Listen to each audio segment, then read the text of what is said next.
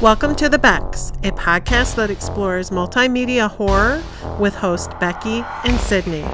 Join us as we talk about movies, books, video games, music, and much, much more.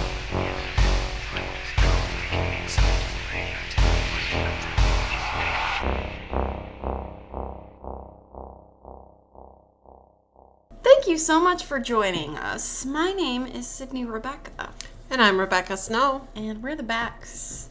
We're the Becks. We're the Becks, and we're back. We're back. We're back. It's back. What? Oh my god. Okay. Seriously? So we said we needed bloopers, so we're just starting it off strong. Starting it off really strong. How's everybody doing?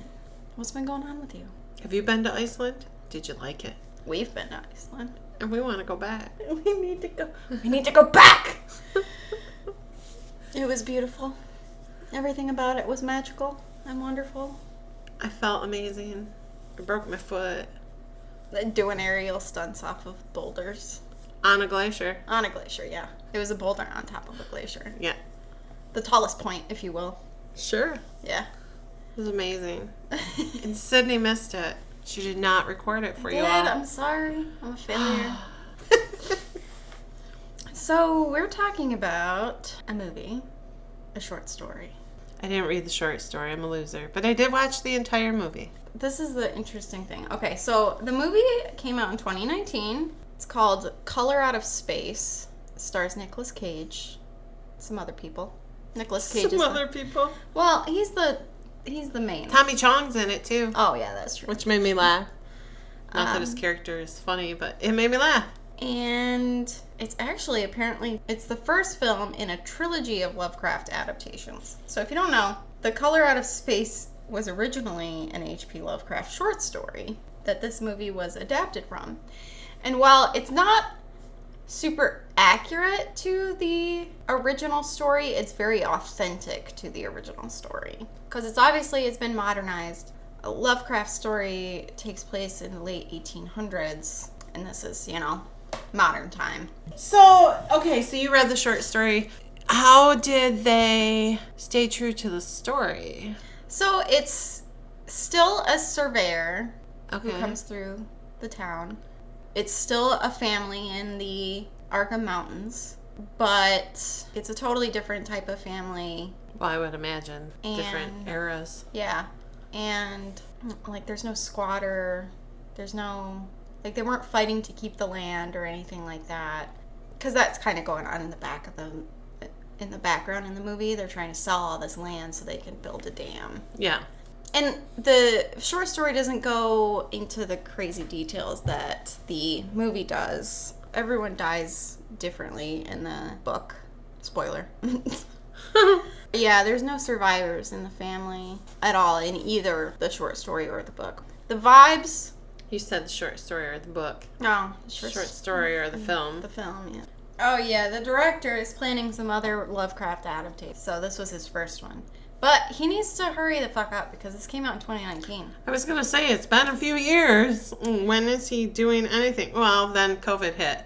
So that could have put him back at least a year or two. Okay, my bad. We'll give him a break, but... Mm-hmm. Is it bad that I always know that COVID happened in the periphery, but also it doesn't feel like it happened at the same time? Mm-hmm. It's just a weird thing. You kind of think, based on the title, that it's an alien movie, and it's not an alien movie, but also it really isn't an alien movie at all. So... I felt more like a virus. Yeah, the premise of this movie is a meteor hits in this person's yard, and things get fucking weird after. Yeah, the family's kind of already messed up because the mom has cancer. The first scenes are the daughter out by the water doing incantations to remove the cancer from her mom. Keep it gone. Yes, to keep it gone. So her mother is remove all traces of cancer from my mother's body, and she's trying really hard because she's pretty messed up over her mom, which all of us know how that is. So, and then there's an older brother who is stoned all the time, and a little brother who's cute as heck. Yeah. And he's just so innocent and sweet. And then the dad is just kind of weird anyways. He's kind of an odd dad. Yeah. And Julian Hilliard plays Jack, the youngest. And he played in The Haunting of Hill House, the TV show. Really? He was baby Luke. Oh. You didn't recognize those giant eyeballs behind those glasses? Well, yeah, no. So, yeah, the whole thing is weird. I mean, it's, again, the short story is also about a family. It's this, when the surveyor comes to this town, he mentions, and it's actually quoted in the movie, like the very opening scenes is directly from the short story. Mm-hmm. And he talks about how, like, it wasn't really a town that seemed the type to be superstitious. And they never had old wives' tales or legends or anything until what happened to the Gardner house happened. So it's the same last name, but they all have names like Nahum and like... Oh, strange names? Yeah, like weird hillbilly religious names. Yeah. So was the guy that came to check out the water, whatever his name is, what was his name in the movie? Well, he was never named in the book, but in the movie his name was Ward. Ward? Mm-hmm. Oh, yes. So Ward in the movie kind of develops a crush on the daughter. Was that something in the other one? No.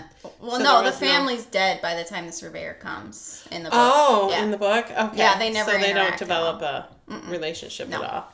Okay. Which Ward kind of develops a relationship with the entire family in the movie. Yeah, I mean, he's a hydrologist. He doesn't work for the dam company. He's an independent person coming in to investigate and make sure that the water's safe to drink. And while there, he takes some initial samples, but after the meteor strike happens, the samples get questionable. He knows that there's something in the water, but he doesn't know what it is. So he actually warns the family not to drink it. But they drink from a well. Yeah. And they continue drinking from the well. They kind of are like, the dad is very like, oh, we're going to live off the land. Like, we don't need... Yeah. And it's funny because he had a horrible relationship with his father. The dad did. And he talks about it. And he goes into these rants about his dad and how much he hated the man. And the house sits on his dad's property. Like, this is his dad's house. Yeah. So his dad died and they inherited it all. And he's making it their own. He's getting rid of any sign of his dad is what he's trying to do. Which isn't really working because his dad was a farmer. Yeah. Strange how he... But he decides to farm alpacas, which none of this is in the book, by the way. I didn't figure the alpacas were in the book. They were just regular farmers. Alpacas have become a thing in recent years, not back in the day. People are like, I'm buying alpacas. I'm going to make some money. Oh, I should buy an alpaca. No, you shouldn't. Why? First of all, it's not the right climate for them, I'm pretty sure. People have alpacas all over Michigan. What? Yes. Okay, buy a fucking alpaca. And what if there's a meteor strike and fucked up things happen to your alpacas? What then? Well, I'm getting an Icelandic horse then. What fucked up things happen to your Icelandic horse? I will be super pissed because it's an Icelandic horse. They're the cutest horses ever. We got to pet them. It was great. Anyway, we digress. So he hates his dad. He's trying to make the farm his own, which is weird. Said he'd never return there, but he did. It seems him and his wife have a very strained relationship, probably because she had been sick and he had kind of taken on a caregiver role, which if you've ever been in a relationship like that, it can become that. Yeah, she was like a stockbroker or something like that. Yeah, she was always on her computer or on her phone and didn't have very good Wi-Fi out in the boondocks. Yeah. So she was always yelling at him to get it fixed. There's kind of an overarching theme in the movie of trying to escape. Yes, and they were isolated. Yeah. So it was isolation with most of the family trying to escape. Yeah. The daughter, when she was doing her little ritual to help protect her mother, she also wanted to leave. She also asked to get her out. The son, I think, gets high to escape. Yeah. The dad drinks, yep, super alcoholic, and the mom just kind of throws herself into the work. Yeah. And the little boy, I think, is just screwed. Yeah. I think he's just there And they're all collapsing. I think he's happy. He loves his dog, and he loves all the animals on the farm. Yeah, so you should know going in, no animal would survive. Well, Comet might survive. We never see Comet again. Not very many people survive either. Pretty much no one. Yeah, I was going to ask you about Comet, because Comet is her horse, the daughter's horse. They have horses in the book, but they're work horses. It's not. In the book, the family only has sons. They have 3 sons. Oh, so there's no daughter. Mm-hmm, yeah. Well, good for them. Throwing in a daughter. So, just like in the movie, after the meteor strike happens, the plants all flourish. They bloom early. The trees grow like crazy. There's strange flowers blooming that nobody knows what they are or where they came from or who planted them. They're beautiful, but they're strange. Things start happening really quickly. Yeah. The next day, things are occurring. But it's like pretty much the first thing that you notice is that, things are different. And when the meteor strike happens, you see this color. In the movie, the little boy sees it. He's the only one who actually sees it happen, and he goes into shock. Yeah. Something goes into him. It's a very bright, pinkish, reddish, exploding color. Yeah. Yeah, things get weird. So the dad goes out with the kids and the mom to see what it is, and he immediately starts retching because he says, "Do you smell that? Do you smell that? Do you smell that?" Yeah, and it's something only he can smell. Yeah, nobody else. They're all looking at him. "No, we don't smell anything. What are you talking about?" So it really affected him in that way to start. Well, I think he was the most connected to the property. So even though I don't want to say it took longer to affect him, because it really didn't. It affected him first, but everyone else was affected worse. Yeah. I really thought the daughter was going to make more it. Gradual, yeah. But she was just as infected by it as everyone else was. Yeah. So the hydrologist goes out to the property and he's like, "Hey, I'm here to test your water." But that's right after the meteor strikes. And it's funny because Nathan, the dad, he calls the cops, the authorities, and they come to investigate. And the sheriff knows Ward because he's working with them. He's having to get permits and stuff. And they call him over to ask him about it. And it's like, but he is a hydrologist. He doesn't know shit about meteors. I know. I thought that was funny, too. I was going to ask you about that. To be fair, he is the only scientist True. there. But they really wanted him to explain stuff. And I mean, he had a passing knowledge, because they were like, "Is it dangerous?" And he's like, "Nah, it's just rock, like most meteors are just rocks." Not this one, though. No. So the whole time, the whole family's drinking the water. And when word comes out, he asks Nathan specifically, "Hey, are you the only one that lives on this property?" And Nathan's like, "No, we actually have a squatter," which I think is so funny that they have a squatter and they just let him live there. Yeah. I think it's great. It's a big property. He doesn't bother anybody. That's, Nathan it's made Tommy Chong. How can you go wrong? Yeah, so you initially, okay, I know my first thought was I saw him in the cast and I'm like, oh, there's going to be this stupid stoner comedic role. That's not his purpose. No. He's a good character, actually. Not to say that a stupid stoner character can't be a good character, but he gets some plot things moving, Benny, the teenage boy, he takes Ward out there to go talk to him, and he makes him coffee, but Ward doesn't drink it. He's like, "Oh, it's kind of like a brackish film on it." It looked disgusting. And Benny was like, "Yeah, we all just get water from the well. Occasionally it'll get kind of brackish, seasonally, but usually it doesn't happen until later in the year or whatever." And Ward's like, "Maybe don't drink it in the meantime. I just want to test it. Better safe than sorry." This was one of the first really creepy parts of the movies for me, was when Ward was back at his campsite and all of his equipment started going haywire. Yeah. He started hearing weird shit in his phone, on He's the by radio. himself out in the middle of nowhere. Yeah, he's just camped out. Yeah. And he has, his testing equipment or whatever. He's reading The Willows by Algernon Blackwood, which is a super creepy Lovecraftian story. Mm. Excellent short story. I read that for the first time last year. But it's also super creepy, so I'm sure that didn't help his situation. Like, he was already reading something creepy, and then a bunch of creepy shit happens. Just very unsettling stuff. Like, it's not jump scary or anything like that. It just is, it kind of gives this building tension of weirdness. Something's going on. Yeah. And he never solves it. It's inexplicable. Because at this time, the only people that are really acting weird is the dad with the smell. Mm-hmm. And the little boy just kind of out of it when it first came down. And yeah, he was in shock, but he snapped out of it. Yeah. But then he starts to talk to his friend in the well. In the well, yeah. And it's, a well, like a wishing well. Yeah. The stones. It's got the stone bucket and the... Which the well does feature prominently in the story. Again, in the short story, the family's already dead. This is years later. There's actually only one person left alive that was there to witness what happened to the Gardner family. And this is who the surveyor talks to get the full story. When the surveyor first gets to the town and he's going to the area, they call it the Blasted Heath. And it's exactly like the end of the movie. It's just a pit of ash, basically. And it's like no wind disturbs it at all.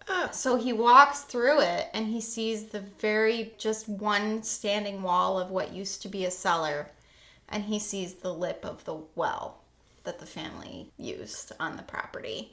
And he said that he had such an intense dread when he was on the property that he literally sped through it to walk through it. And then when he came back, he didn't want to walk by the well again. He took the longest way possible. Oh, yeah, that makes sense. And he didn't want to be there after dark. And when he gets the full story from the man who was friends with the Gardners, he's very old now, like his wife is dead. Like everybody, the people who are left in the town think he's just a crazy old man. Oh, of course. And they both talk about how a lot of foreigners will come in and try to live in the area, but they all end up leaving.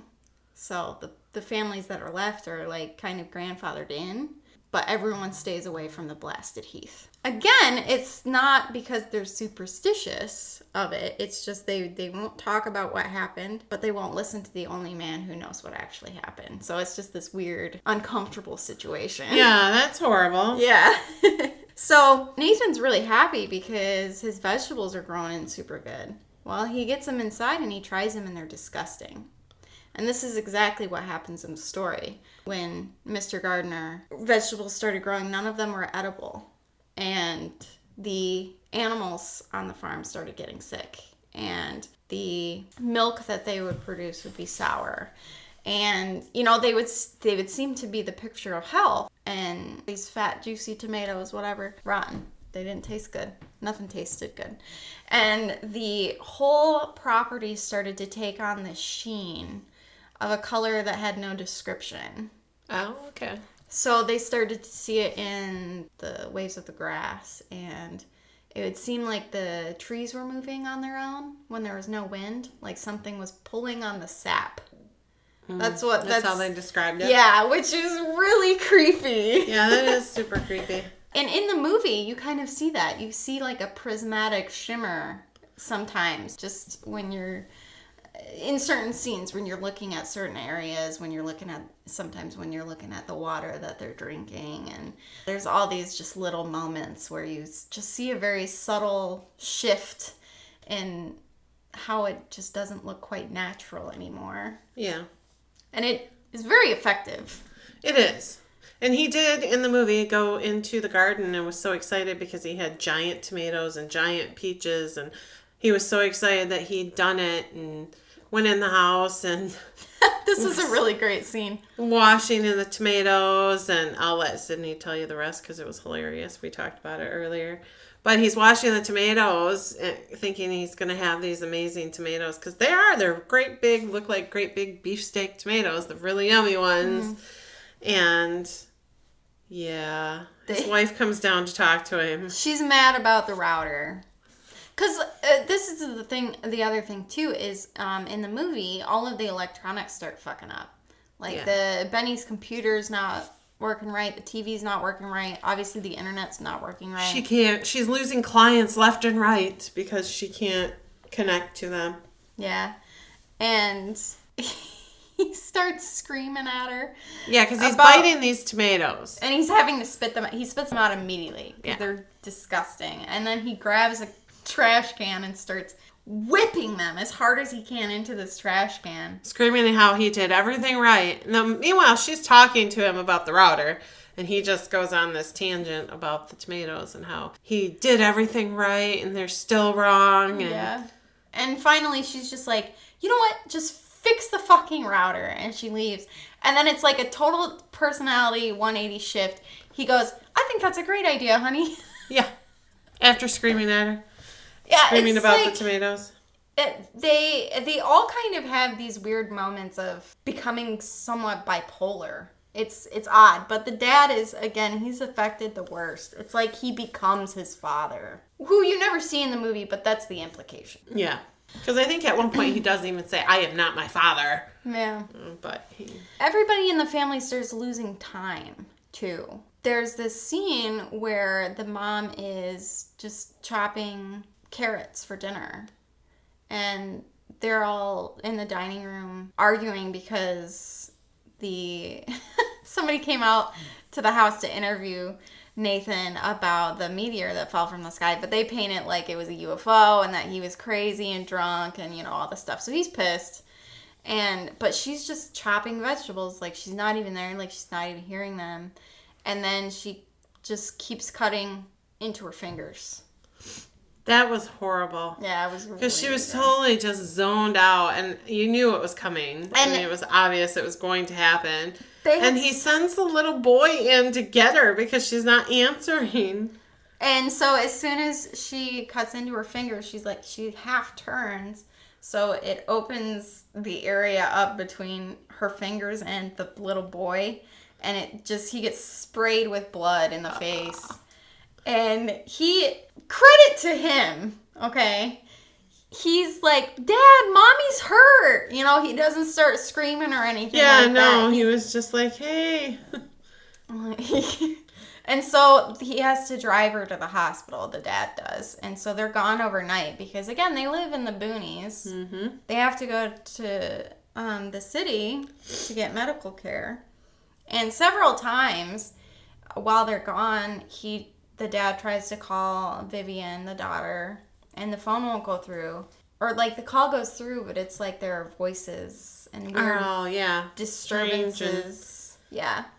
And Benny remembers putting away the alpacas, but then they're out again, and then Jack is missing, and it's like this whole... just everything seems to be going to hell. Weird. Everything. They put the alpacas away twice, and they keep showing up. The sister's yelling at him about putting them away. He's like, I fed them. I put them away. And you can tell he's confused. Yeah. Oh, Sam goes missing. Their dog, their German Shepherd, because something scared him. And it was something from the well that scared him. Yeah. Because he was just with Jack. He just started growling, and he ran off. And Benny goes looking for him, but then he's gone for hours. He's like, I just went out to look for him. I swear I just left. And then it was daylight. And then it was dark. Yeah. So they're putting two and two together. They know something's wrong, but it's almost like a vicious cycle that they're just... Yeah, and Vivian's feeling super sick.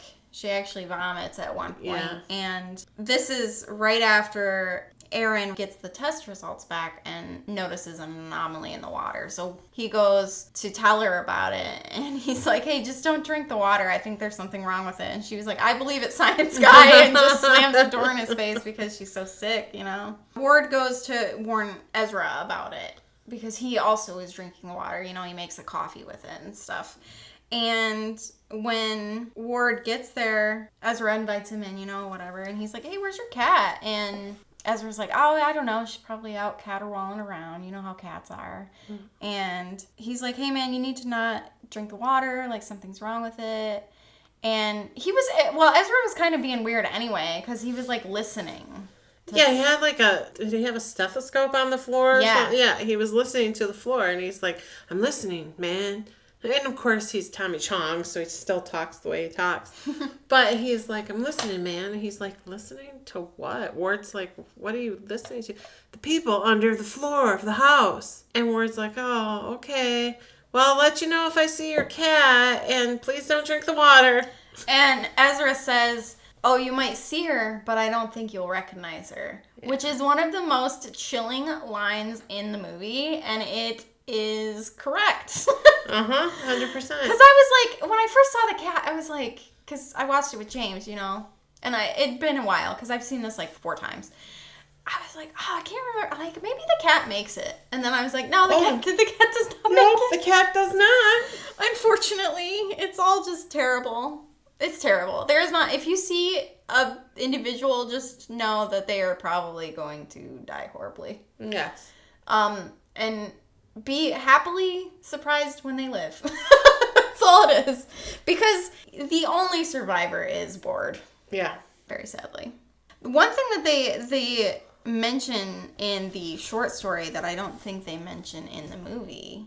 No, I know they don't, because at the end they have built the dam over the area. The surveyor talks about how the blasted heath gets a little bit bigger year after year because there's something in the well still. And they don't say that in the movie. They don't. No, he just says that it's buried deep underneath the water, and he still won't drink it. And he still won't drink it. Which the surveyor does say. Again, that's a line directly taken from the short story. Yeah. And how he's never going to, he just hopes it stays buried. Yeah. So. And that it's been a long time since, what did he say? It's been a long time since things were, I thought it was a really cool line, too. Shoot. Oh, let's look it up. Okay, I found the quote.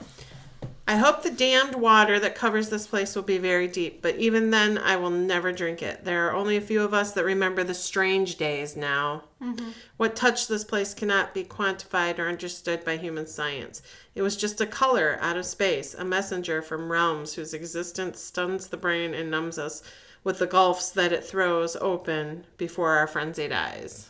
Yeah. I thought that was a cool line that, the strange days. Yeah. That they remember. Because it gets stranger. We have not even told you. Yeah, it's not even. Everybody's personality is changing. They're losing time.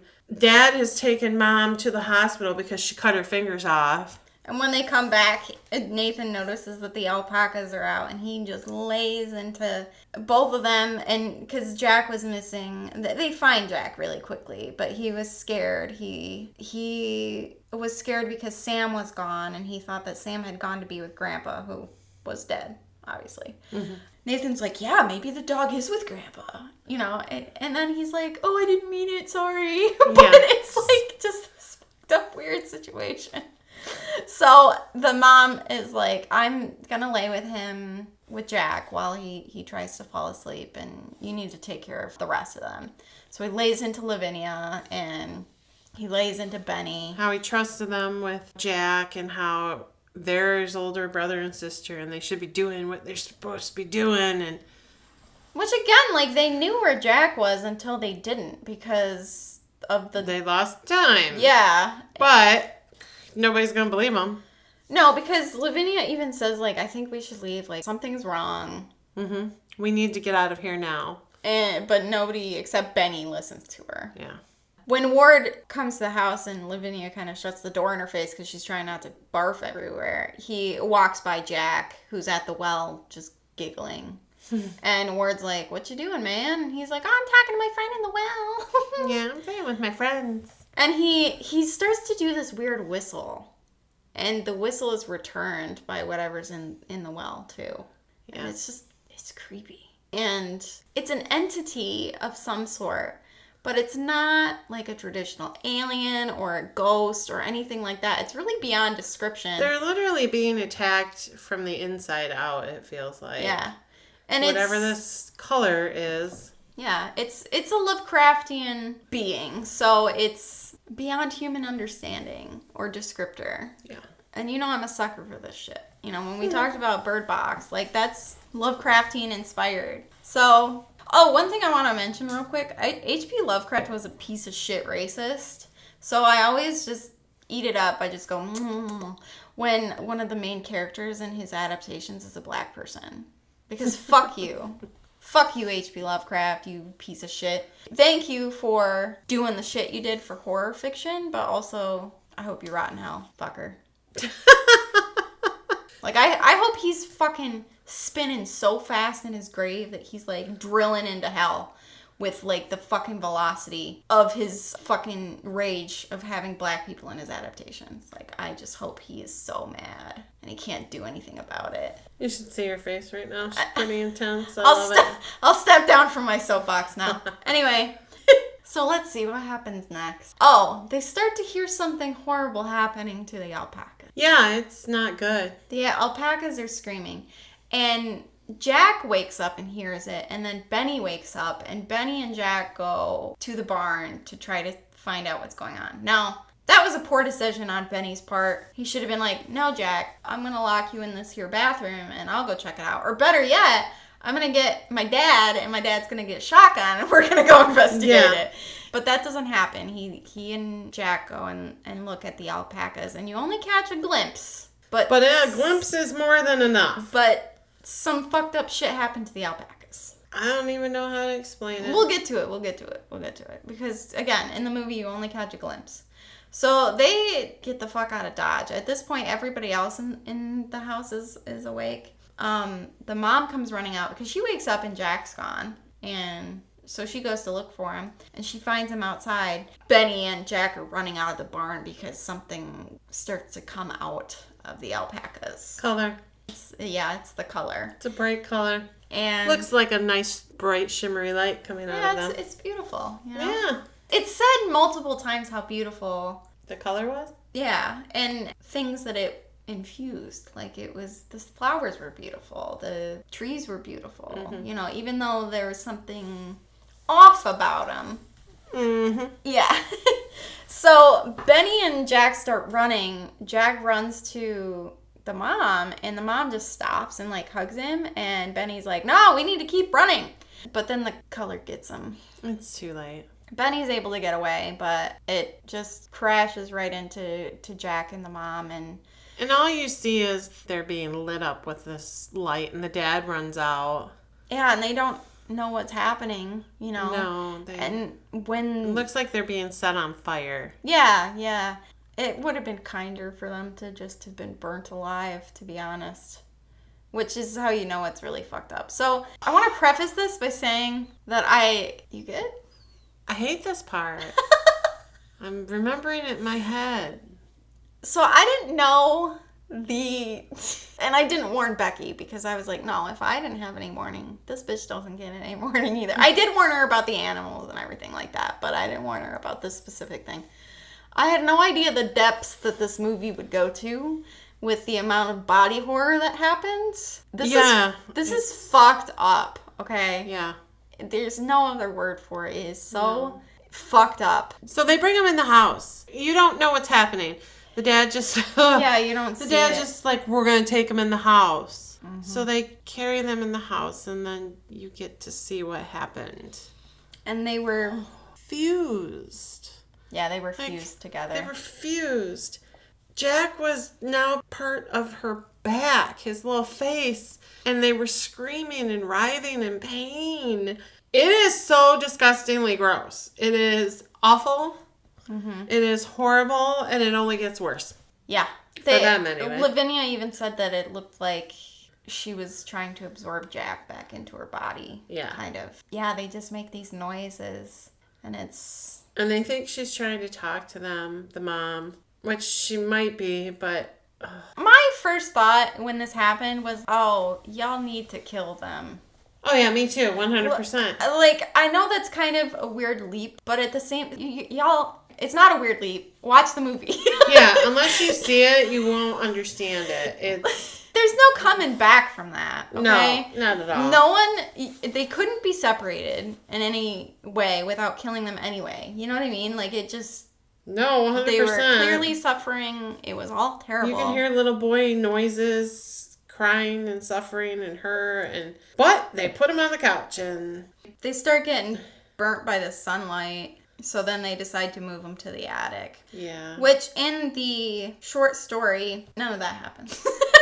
Imagine that. But everyone starts losing their fucking shit. Like, everyone starts going crazy. Yeah. And one of the sons actually talks about there's something in the well, like something's speaking to me from the well, whatever. The wife is actually the one who loses it first. And at first, he just kind of leaves her alone. But then she starts accidentally hurting herself, so he locks her up in the attic. Okay. And then eventually he locks one of his younger kids up in the attic too, because he starts losing it. One of the kids, I think, went missing, and then the other one went to live in the well. Oh, well, that's reminiscent of the movie too. Yes. Oh my god, yeah, before they even went out, like, Lavinia was in her bedroom and she had a copy of the Necronomicon, which, if you don't know what that is, it's a book directly from H.P. Lovecraft's works. That's where it originated from. It's the Book of the Dead, and there's fucked up weird shit that you can do with it. Like, you can buy copies of it, but it doesn't exist, technically, outside of it. Like, it's fiction, you know? So she uses it to, like, carve symbols into her body because apparently her Wiccan stuff isn't strong enough for her. So she decides to go for fucked up blood rituals from the Necronomicon. Trying to save something. So yeah, she literally has a mark carved into her forehead even. So that happened, and then, because Nathan was like, what the fuck did you do to yourself, Vinny? Like... And then everyone gets kind of distracted by what happens to Jack and the mom. And when they put him in the attic, Nathan's like, I gotta go. Because they can just hear the alpacas screaming. Because whatever's happening to them is getting worse. So, and that throws a switch in him. He's immediately angry. And I'm sure he's angry about his wife being fused to his child. And the screams that they're making, too. Well, I guess they weren't screaming. No. But they were just... It sounds like screams when you hear it. It's just horrible. Horrible moans and yeah. So he takes off with the shotgun out to the barn. And he takes care of the alpacas. Takes care of the alpacas. And that's when you see what actually happened to them. And much like what happened to mother and son, they had 6 or 7 alpacas. They all got fused together into this giant monster. They looked like their flesh had melted off and they were these monsters. Yeah. They weren't the cute freaking alpacas that you see. No. And they were snarling and screaming, I'm sure because they were in pain. And so he just starts blowing their heads off, shooting each one. Mm-hmm. Yeah, and, he sits out there in the barn for a while crying, because what the fuck? I would be crying too. Yeah, you see something like that. Well, first you see your wife and your kid like that, so you know what you have to do. Yeah, because he goes back into the house and he's like, I'm going to take care of it. And he sends the kids out because she was giving her mom water and her mom was drinking it out of a bowl like a dog. Trying to. It was horrible. It's just so upsetting. So he sends them out and says he's going to take care of it, which they understood as he was going to kill them, put them out of their misery. Yeah, they accepted it. I mean, they weren't happy about it, but they accepted it. And he was ready. And then all of a sudden something switched. And he told her, I'm going to go downstairs. And I'm going to get help. And I'm going to get help. And I'm going to get you better. And then we're going to take that trip we always talked about. And he starts kissing her. By this time, there's this slimy... Listen, she's fucked up. Like, she's pale gray. Messed up shit happened to her. She's not really human form. Yeah, she's got pustules and stuff. But yeah, there's let's just say their kiss stays connected for a really long time. That's all. Gross. That's all I'll say about that one. But he goes downstairs and he makes himself a drink, is what happens. Which she had yelled at him earlier in the movie about when things got tough, he was drinking. Which, to be fair, at this point, I'd be drinking more than whiskey scotch or whatever. I would have my sippy cup, and I would be carrying it around with me while I try to start the car. I would be drinking, but he never tried to leave. No, he did try the car initially. Yeah, that's true. Okay. When they had first put her on the couch, he went to try the car, and the car wouldn't start. The battery was dead, and he didn't have anything to jumpstart. That's right. I forgot about that. It wouldn't have done any good. Because again, just like all of the other electronics and whatnot, the Which is funny, because when she cut her fingers off in the beginning, the car still worked. It did. So it's getting worse with time. Yeah. They tried to dial 911 when it happened too, and they couldn't get through. So I think this thing was picking what it wanted to disable and what it didn't want to disable. You think it was malicious? No, well, no, I don't know. I don't know if it was malicious. I think it was what it was. Because later on, we get a glimpse into the planet that it comes from, and it comes from a planet unrecognizable from our own. You know, it looks like a cruel, cold world, beautiful in its own way, but dark. You know, and I think it's so alien that I don't think its intentions can be known. But at the same time, it is Lovecraft, so it probably was doing it on purpose. That's how I feel, because it wasn't like it was taking the resources from the land for its benefit. It was literally just killing. Do you think it was its benefit? It was eating to leave because it left. At least part of it did. I don't know. That's how it was in the story. So in the story, everything flourished for a time, but then it all started to go gray, and it would just kind of collapse in on itself like so ash. It's more like a parasite. So it was feeding and feeding and feeding and feeding until it was able to leave. So it's a parasite. It landed here, sucked the resources, and then left. Yeah. Sounds pretty alien to me. Sounds pretty human to me. Controversial. Well, take a look around us, especially right now. But anyway. Benny and Viv, they get the idea to take the horse and leave. Comet? Yep. She gets Benny to get the tack from inside the barn. She won't go in it. I love how she was giving him shit about being scared to go in the barn, but right? That bitch was not getting into the barn either, so. Which they were just siblings, you know? They acted like siblings. He went and got it, though. But the thing is that Comet was so scared. He just was getting more and more scared, and he just ran off. He ran off. He bolted. He's like, screw you people, I'm out. Now, at the same time, back in the city, Ward had gone to report the contamination in the water. The mayor was pissed. She really did not like that. Well, she didn't like the dad. She didn't like the family because she wanted the property. And they wouldn't sell to her. And they wouldn't sell to her. She was a real bitch when she came out to the property. Yeah. And then when the meteorite disappeared and they tried to bring the news team out the next day before everything went psychotically crazy. Yeah, because the meteor did it, it was there one day and gone the next. Uh-huh.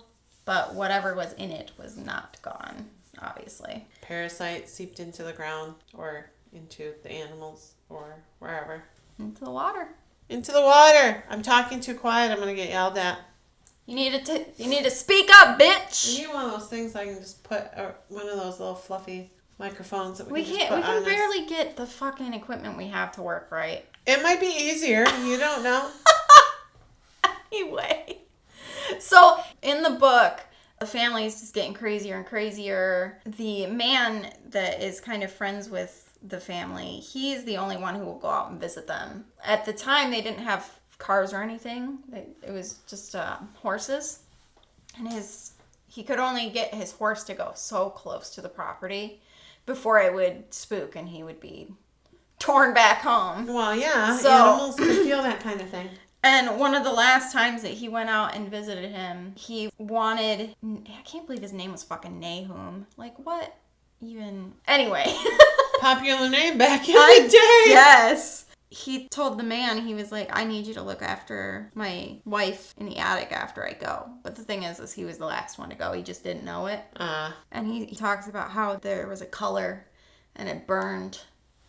And that was one of the last things he said before he crumbled into ash. Oh my. Like he literally disintegrated.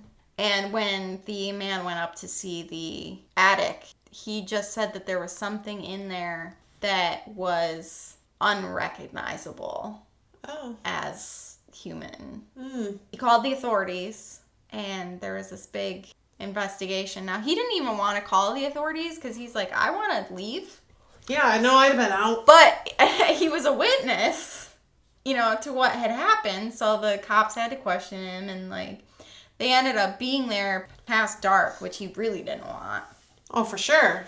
I mean, they were all just trying to figure it out, but they couldn't, you know. I mean, it was obvious that he didn't have anything to do with their deaths. It was just a sickness that happened. That's basically what they kind of said it was. But this strange light started emitting from the well. Oh. And the horses started going crazy. Because it was a bunch of people that came out to this house. So it was like a huge 10-person carriage, basically. They called it something in the short story. I forget what. And one of the police officers was going to go out and try to calm the horses down. And the man was like, no, you need to not go out there. And he stayed. Nobody left the house. And they watched as this color leveled the whole area, basically.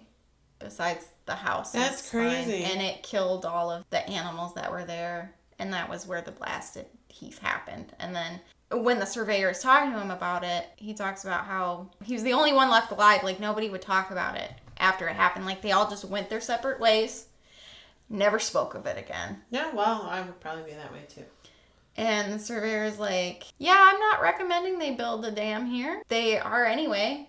I'll never drink it. So Ward is leaving the courthouse or whatever. And one of the cops, gestures him over. And he's like, hey, we found these out by the Gardner place. They put open this tarp off of this truck bed. And it's full of animals that look like radiation had burned them. That's what Ward describes it as. It looks like they wanted Ward's opinion. Again. Yeah. To tell him what was going on. The hydrologist. Yes. Again, he's the only scientist around, apparently, that exists. I guess, but he deals with water. So, yeah, that's what he tells him. Ward is like, okay, we need to go check on the Gardners. And the sheriff goes with him. And while they're driving down, Comet runs by. Maybe Comet's fine. I don't know. Comet survived. I think Comet survived. He was the only smart one in the family.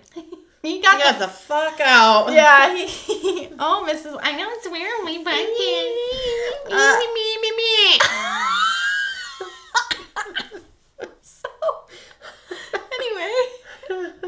The horse runs by and the sheriff turns the lights on. And when they get to the house, they knock on the door and Nathan answers it. And he's not right. He is imagining that his family is sitting around in the living room. Well, they hear a scream upstairs. And when they had been driving down, that's when Nathan had grabbed... Oh my gosh, yeah. Okay, I'm skipping ahead here.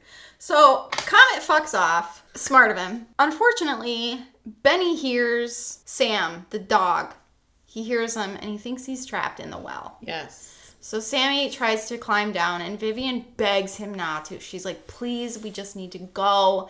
And he is like, bitch, what are we going to do? Hike 14 miles to town? And I'm like, yes, yes. Anything you have to do to get out of there, go do it. Because staying is just stupid. Yeah. Why do people stay? I would walk. I don't care. Me too. I'm taking my chances getting out of there. Even if the road is paved all the way into town, just follow the road. Yeah. It's fine. Maybe you'll catch up with Comet and you'll be able to get on his back and you can ride off into the sunset together. It's fine. Yeah. So he climbs down and he's like, oh, it smells like something died down here. But Sam isn't down in the well. I don't think he was. And if he was down in the well, he was already dead and changed. Yeah, he wasn't there. Whatever. It was a hallucination or an audio, something. So the color happens and it takes Benny away somewhere. Because you can hear him screaming. But it's like he's screaming for a really long time. And it's like it slowly drops in pitch like he's getting further and further away. Yeah. And Vivian's crying like she was trying to reach for him to try to grab him. Which the whole time I was like, don't touch him. Yeah. You're going to get fused. You can see it, yeah. And Nathan grabs her from behind and starts dragging her into the house. And he's basically saying that we're a family, we have to stick together, and he makes her get into the attic room where her mom and brother are, sort of. Not really, it's not them anymore.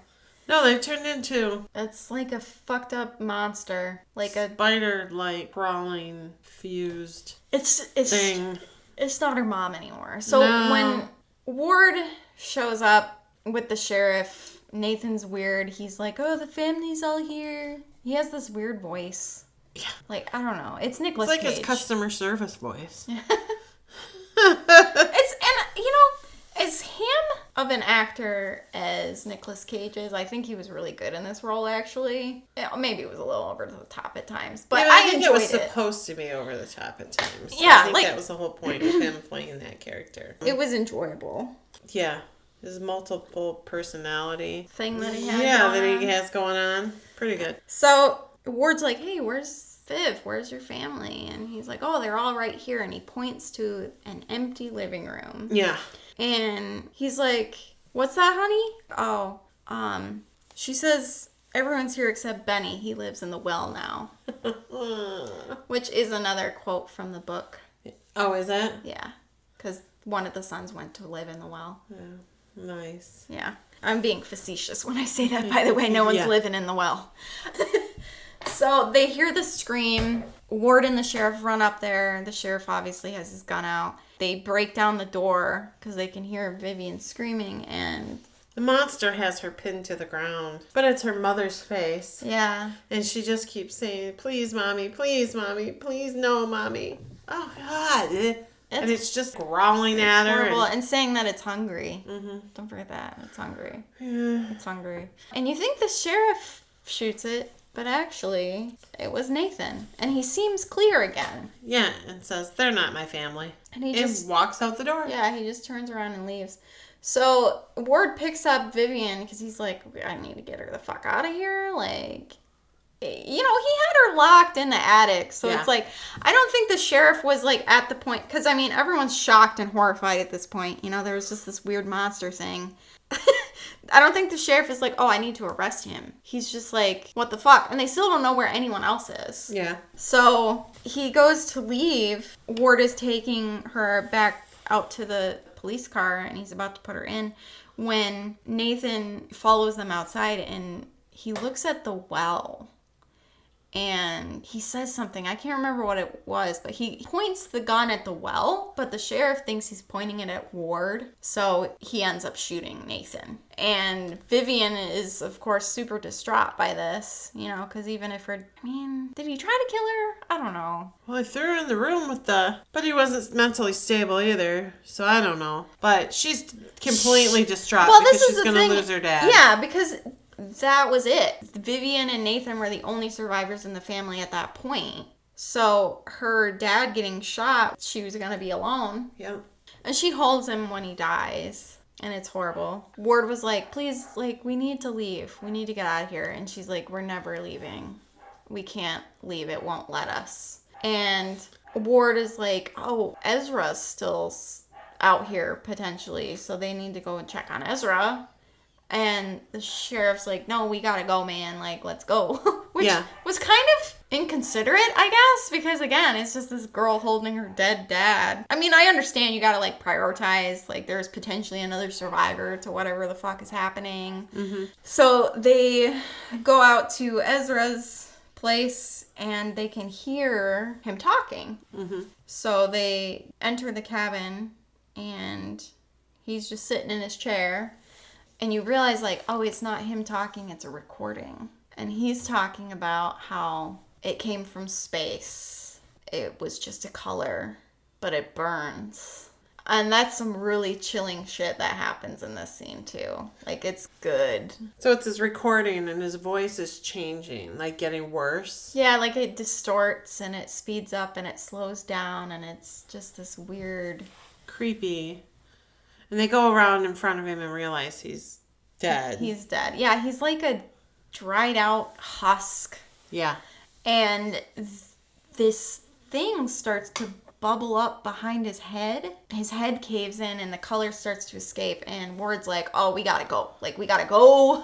Yeah. So they start running away.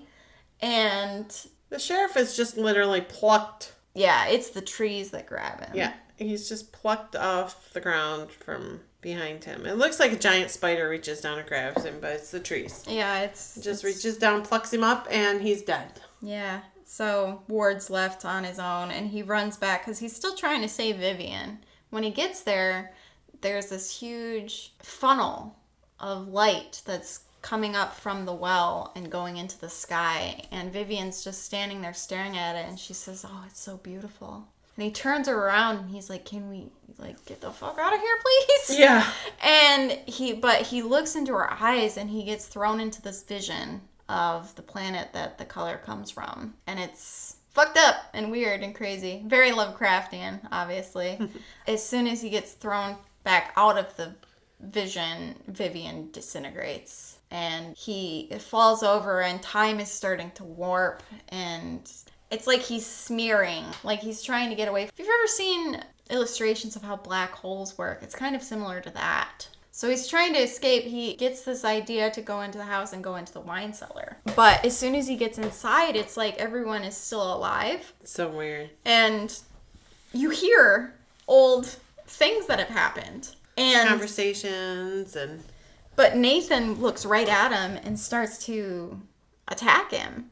And he barely escapes. He's able to close and lock the cellar door before Nathan gets him. Like, they have a brawl. Yeah.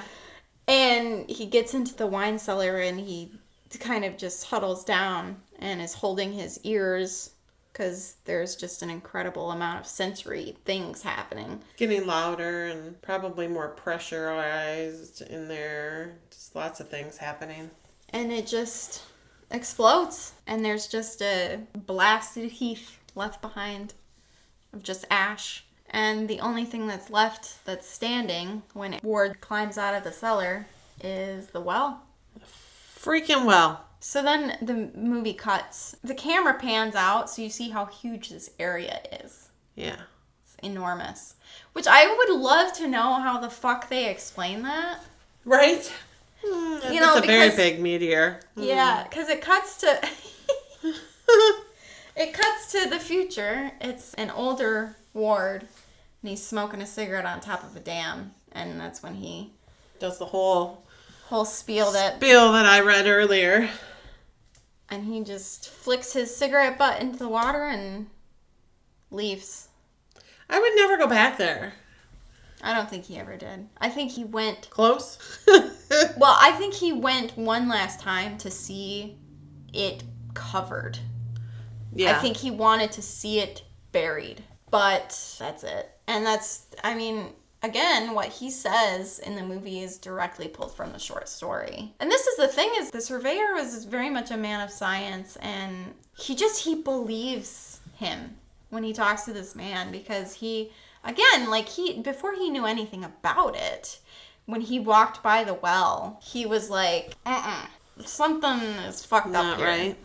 And again, like they talk about how in the story that the blasted heath was growing. Just a little bit every single year because it was all dead and crumbling. So the surveyor really believes that there's something still in the well that wasn't able to leave. I'll kill you. Anyway.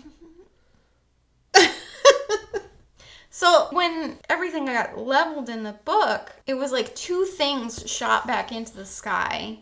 But they were just convinced that something was still there. And that's why nothing would grow. Makes anymore. sense. Because he described it like something got rooted and wasn't able to pry the roots back out and able to leave. Okay. So like when the meteor first fell, kind of like in the movie, the family got kind of popular. Because it was like, it's not every day a huge meteor falls into your... And he had scientists come in and they tried to take samples. And they weren't affected by anything. Like any kind of acid, anything. The only thing was that it seemed to eat silicone. That's weird. Silicone, yeah. It would destroy that. But after time would go by and the samples would disappear. Because bit by bit, the meteor was shrinking and shrinking and shrinking. So much like in the movie, it disappeared in the book too. But it was shrinking, you know? Because when it first happened, Nahum was like telling people about it and he's like, it's huge. And then when they got there, it was not as big. And he was like, no, it shrunk, you guys. And everyone was like, okay. But then like they took the samples and then came back to get more and it was noticeably smaller. And again, like the samples kept disappearing. Like, because they would just decay and disappear. And it didn't seem like it gave off any chemicals or anything, but it did have that weird color. Huh. So it was just... So there was no mention of smell in the book at all? Not that I can remember. Huh. Because that was a huge thing with Nathan, was the smell. And it's it is a quick read. It's not as quick as others of the same length because of the old language. Because it is, it was the 1800s. Yeah. It's a little bit stiff. For me, if I get used to a language, I can kind of just get into the swing of it and it's fine. It's just the initial hurdle of like, okay, I have to decipher this a little bit and then I can get through it. Yeah. But it's like, I read the e-version on my phone and it was like 67 e-pages. So it was not that long. And it was creepy. Like I said, it didn't get into the shit like the fucking movie did, but it was still very creepy in its own way. So yeah, that's A Color Out of Space. Have you seen it? You should watch it. I know we did spoil it, but the thing is Becky said she'd probably never watch it again. I've seen it like 4 times. So I think it depends on the person, like if you would be able to rewatch it. The thing I like about it is that you can know what's going to happen going into it, but it's still unsettling and creepy and horrifying. Maybe not as much as the first time, but it still is really freaky. And it was nice watching it with James because he had never seen it before. I was able to kind of just watch someone else experience it for the first time because he was creeped out, and James doesn't get creeped out very easily. Oh no, it's very creepy. And the part that it's the mother-son part. Yeah. It's the most horrifying part, I would say. Yeah, that's pretty horrifying, and that bothered me. It's a good one. It is. It's just a really good one. It was good. It was a good horrific movie. This has been on my list for us to talk about for a long time, by the way. It was in my little Lovecraftian section in my notebook next to Bird Box. Well, we did it. Woo! We did do it. So good. She warns me about animals, but not fusing mothers. Well, I couldn't because it was just too... Yeah, no, okay. Yeah, and also, like, even if I had told you about it, realistically... No. Would it have really... The special effects were really good. I mean, they did a good job. Yeah, the makeup was incredible. Yeah. Anyway, weird, creepy movie. Watch it and let us know what you think about it. It's so good. As always, there's spoilers, but... Again, I don't think knowing what happens necessarily takes away from the experience. Well, no, and we have a lot of people that start... A lot. We have people that start listening and then they stop so they can go either watch what we're talking about or listen to what we're talking about. Or read what we're talking about. So, there you go. Our true fans. All 2 of them. So what are we going to talk about next, Becky? You should pick. I don't know. I'll have to think about it. I'll find something. It'll be a surprise. We love surprises. By the way, we're going to be ordering buttons and stickers. So we're technically ordering both of those things for events that we're doing, but I know some people have expressed interest in owning some of our merch, so that will be an option for you. For you. So I have to tell our listeners about the absolute mouth breather I encountered at Walmart the other day. Yeah, so Sydney rides a half an hour with me to go get my medication because blah blah. We live in the boonies and we have to drive to get anything. So we drive to get it. We go out to dinner last night and we decided to go to Walmart because we're looking for a couple things. So we get our stuff. They're tearing apart this particular Walmart, redoing it all. So the checkouts are kind of funky. They've got self-checkouts. They're adding more. They've got the bag carousels in between, like 2 checkouts. If you've been in a Walmart, I'm pretty sure it's the same everywhere. 2 checkouts share one bag corral in the self-checkouts. Okay? So Becky takes one. There's another person on the other side of the one that she goes to, so I have to go to a different one. And there's this man who decided to take his $8,000 worth of groceries. Every time I retell this, the amount of groceries goes up. But he truly had an absurd amount of groceries to go through the self-checkout with. Okay? Never mind. I'm not going to say that. Anyway. And I get it. Like, they were renovating and he probably didn't want to wait in line. Like, I'm not like, ooh. But also, fuck you, guy. Like, no one wants... You were holding it up, okay? So I had 4 items, okay? I had almond milk, protein milk, shampoo, and pork rinds. That's it. That is it, okay? And so I put 3 things in one bag, And I go to scan my milk and put it in another bag. And he looks at me and he goes, do you mind? I'm using this. And he gestures with his hand to the bag corral. And without hesitation, I go, what? You can't share? And he says, I guess I can. And I said, I literally only have one item left to scan. And he was like, oh, okay. I was so mad. It was ridiculous. All I heard was, I only have one item left. I was so confused. I'm like, why is this guy giving her problems? She's literally using one bag. We're going to be done in 2 seconds. Because we each had you had 4 items. I had 6. Yeah. And we were leaving. And he still had a cart full. Yeah. I think he had 2 carts. Because I think he was putting the groceries that he bagged into one. Yes. While he was trying to he had an absurd amount of groceries. Dude, it's a self-checkout. I know they don't specifically say 10 items or less, but for fuck's sake. I mean, I don't care if you do self-checkout, but it's not even one with the belt. No. It was just the tiny little area on top of the Coke cooler. Yeah, you scan it and you put it in a bag. So, if you are going to do that, that's fine.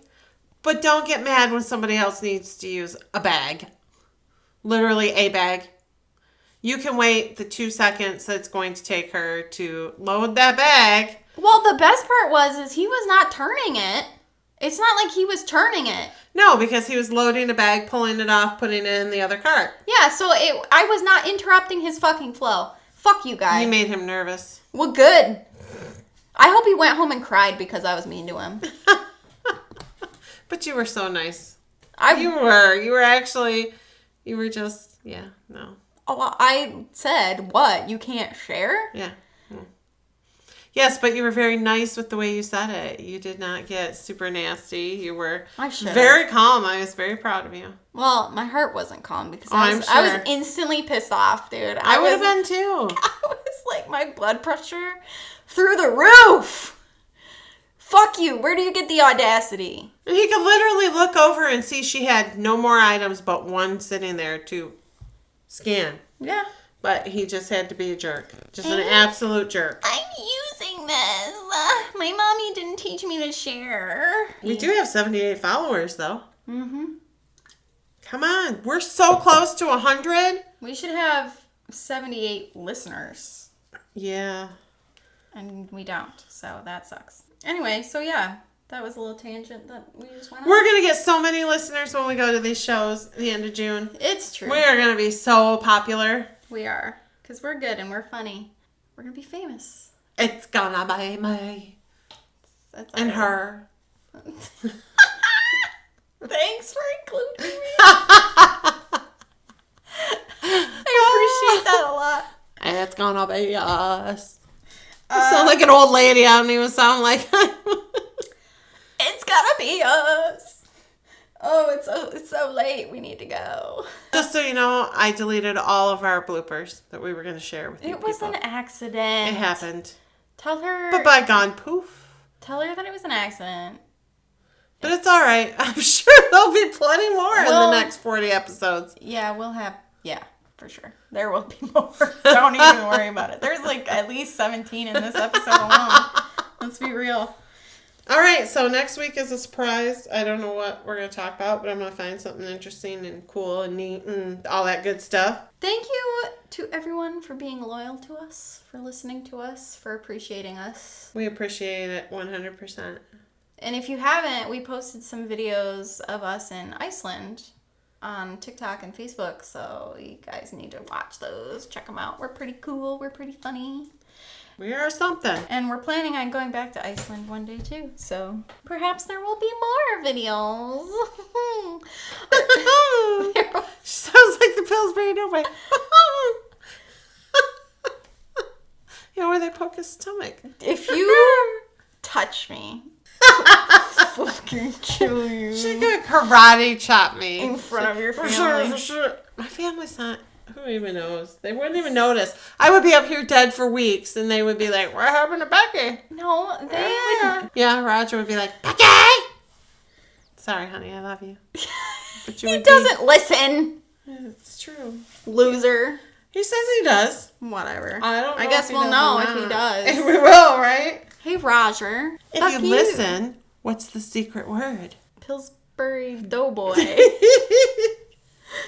We've lost our minds. Okay. Today the pod, tomorrow the world. My name is Sydney Rebecca. And I'm Rebecca Snow. And we're the Becks.